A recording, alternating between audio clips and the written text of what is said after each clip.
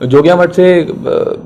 तीन बच्चियां गायब हुई थी। उनमें से हम लोगों ने एफआईआर रजिस्टर किया है और हमारी अभी कुछ दिन पहले एक डेड बॉडी, तीन डेड बॉडी हम लोग को मथुरा में मिली थी और उन 3 डेड बॉडी में से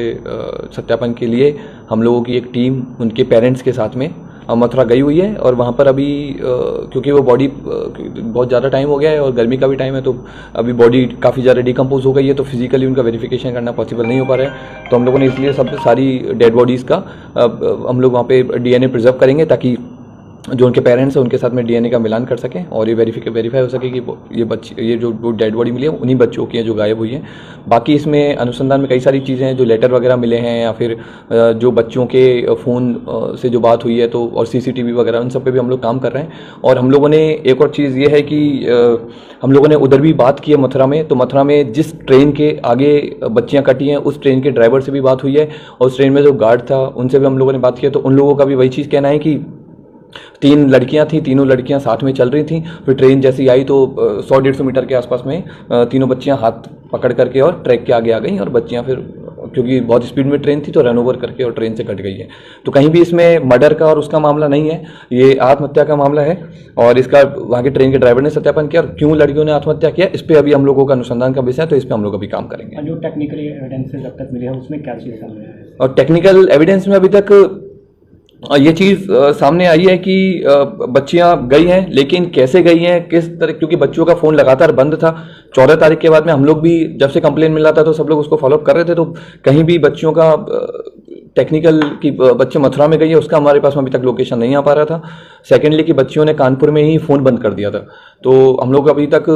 टेक्निकली वो चीज़ पे नहीं जा पा रहे थे कि मथुरा में बच्चियाँ गई है। बाबा कनेक्शन भी कोई है सर? लेटर में लिखा हुआ है कि बाबा का दर्शन करने जा रहे हैं। बाबा का दर्शन बच्चियां करने जा रही थी, क्योंकि जैसा घर वालों से बात हुई है तो उससे और बाकी जो बच्चों से उनके जो साथी बच्चियां हैं तो उससे एक चीज़ क्लियर है कि बच्चियों का जो धार्मिक एक इंक्लिनेशन था, बच्चियां धर्म के प्रति काफ़ी ज़्यादा वो थी और इवन घर में भी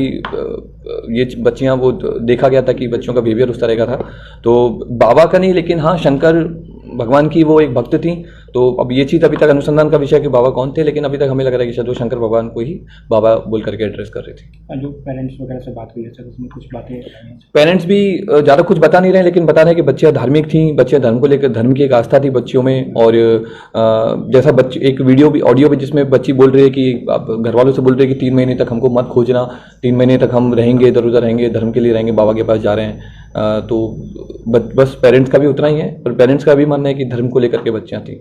योगिया मठ के जो बच्चियाँ थी उसका परिजन का कहना है कि 6 महीने के बाद ये लोगों को ज़्यादा एक्टिविटी बढ़ गया धर्म को लेकर, इससे पहले नहीं था। हाँ, तो ये चीज़ अभी अनुसंधान का विषय है कि अब क्योंकि इतना भी ये जो लेटर में से मिला है हमारे पास और जो मीडिया में भी लेटर चल रहा है, उससे एक चीज़ ये भी है कि बच्चियाँ इंस्टाग्राम वगैरह चलाती थी और इंस्टाग्राम पे बच्चियाँ काफ़ी एक्टिव थी और उधर काफ़ी सारी धार्मिक वीडियोज़ वगैरह देखती थी। तो वो चीज़ अभी अनुसंधान का विषय है कि कैसे बच्चियाँ धर्म को लेकर के इतना जागरूक हुई, इतना